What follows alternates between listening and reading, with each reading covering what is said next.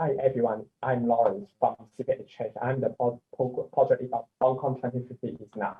Today I'm here is very quick to go through what is Hong Kong 2050 is now. So in September, President Xi is announcing a UN conference to announce that China will become the carbon neutral by 2060. This is a landmark policy shift for ahead. And then in November, just a few weeks ago, our Chief Executive Carrie Lam announced her vision and then set a target for Hong Kong to reach carbon neutrality by 2050. Actually, Hong Kong is the first city in China committed to carbon neutrality, and target year is 10 years ahead of China. And then the Chief Executive also invites all sectors to work together to promote low carbon transformation in Hong Kong. The Chief Executive invited all sectors to work together to promote low carbon transformation in Hong Kong, which is something that CPA Exchange has promoted for past 2 years broadly under Hong Kong 2050 is now initiative. Our theory of change across our program has 3 aspects. First, we conduct relevant research that identify the right approach and target to achieve the policy change we want to see. Second, we target relevant sectors according to appropriate action plan and encourage engagement. And the third phase is within education and media that help push policy reform and any additional design subsequent action. Our theory of change to ensure an inclusive process that seek to connect sectors and build coalition for change. And then you can see the core member is CPA Exchange Well Resources Institute, ADM Capital Foundation, and LS Group.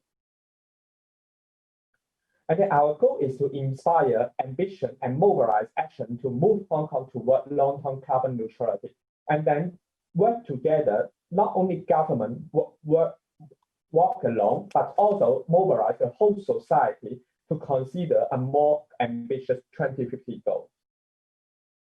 And then here is, according to our previous research, we identified that Hong Kong is really likely can reach the net zero target by 2050. And then here, you can see we identified 3 key areas, which is the energy, building energy efficiency, and transportation that have the most can contribute the decarbonization for Hong Kong. And then all of our findings are based on evidence-based research. Actually, last year, we worked with WRI and Energy Innovation to build a comprehensive energy policy simulator. And then we also upload that policy simulator on the website so that we can ensure that everyone in our society can build their own scenario and then to help our whole Hong Kong to reach carbon neutrality. So let me pass my time to Tracy to let her to share about the research funding. My name is Tracy Wong Harris. I'm the Green Building Project Lead and Deputy Secretary General of the Hong Kong Green Finance Association. Thank you for Evan and Dr. Ma opening remark and Lawrence's introduction to the Hong Kong 20 is now platform. This helped to set the scene as to why we are driving the building sector to move toward net zero by 2050. Before I present the 2 report findings, I want to provide a quick overview of the Green Building Project as to where we are. The 2 reports released today will cover the 3 green sections that you can see, including policy gap analysis, green building rating system, energy benchmarking, and recommendations and next steps. And in 2021, which is just around the corner, to cover the Greater Bay Area and will focus on conducting pilot projects, real transaction leveraging green and sustainable finance in addressing some of the key challenges highlighted from today's new report launch. With this, let me share with you the report findings. The first report looked at Hong Kong's current regulations around buildings, including building energy code, incentives, and subsidies, and compared it to other jurisdictions, including mainland China, Singapore, United Kingdom, Australia, and the European Union. The report pointed out that a dedicated cross-agency body must be established in order to effectively implement a decarbonization roadmap. consisting of 4 key policy instruments. Let me go through this with you in a more detail. First, improving regulation tools. By upgrading the building energy code, for example, improve lighting power density, implement international testing standard for lifts, as submitter to improve data quality on actual energy performance, improve mandatory energy efficiency labeling scheme to significantly shorten the approval process, widen product scope to move voluntary products to the mandatory scheme, to upgrade energy audit, expand to all buildings instead of just currently on commercial buildings, and to reduce the 10-year period to 3 years. Evaluate building envelope requirements, and also to mandate public disclosure energy emission data. 2 is the carrots, incentivize the market. So to upgrade the current growth for concession scheme to tie to energy efficiency requirements, implement public-private partnership to scale up energy efficiency on existing buildings, participate in emission trading, create a cap and trade for Hong Kong to allow the building sector to trade offsets. This topic is also being covered under the Greater Bay Area Green Finance Alliance key project, Carbon Connect.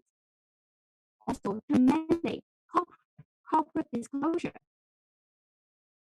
climate-related disclosure is also an effective way to prepare themselves and contribute to decarbonization. We have seen the mandatory ESG reporting require all listed companies in July. And the recent launch of the consultation from SFC on the management and disclosure of climate-related risks, which signal an imminent change of asset managers' code of conduct in the near term. Also, how to influence behavior, increase renewable energy generation to larger scale renewable installations, for example, on public housing rooftop, to introduce carbon tax on fossil fuel or electricity tariffs will give consumer a monetary incentive to reduce emissions. The public sector procurements implement potential decarbonization strategy to have the public sector lead the way, including ritual commissioning on all existing government buildings, improve design standards, and introduce life cycle assessment for all government and public new buildings. On the second report, we conducted an in-depth analysis on the energy aspect of 8 green building rating systems across 7 countries. You can see these are the 7 GBRS highlighted here. These 8 GBRS are categorized into 2 main types: the score-based rating system and performance-based rating system, based on the certification methodology. The BIM Plus is a Hong Kong-based GBRS. The following few slides, I will go through some key findings with you. The graph on the right hand shows the energy aspect contributing to the rating certification process on both new and existing building from each of the GBRS. The results showed the 2 performance-based rating system on the right-hand side, Edge and Neighbors, constitute a significant higher percentage, between 33 to 100%. The next graph shows how much building energy saving, you can see on the x-axis, is contributing to the overall ratings of the 6 GBRS. The results showed only 2 GBRS, Edge, the top line, and the green star, recognize 100% energy saving. And you can see LEED recognize up to 50%, this gray line here. In order to provide a clearer demonstration on building energy performance, GBRS energy performance requirement must be clearly defined at each certification level, with a clear pathway towards 100% energy saving. I promise this is the last graph that I'm going to show in this presentation. So The left-hand side of the graph shows the on-site renewable energy contribution on existing buildings. And you can see this little gray box bottom line here. It highlights that on-site renewable energy from score-based GBRS only contribute up to 5% of the overall rating. You can see on the right-hand side, which is a magnify on the performance on the score-based GBRS, up to 5%.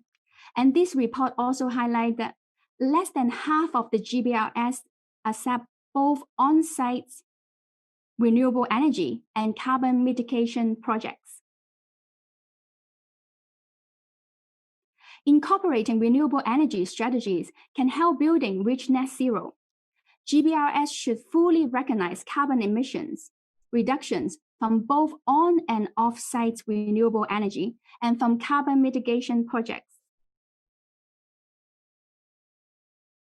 Here are lists of recommendations from the second report.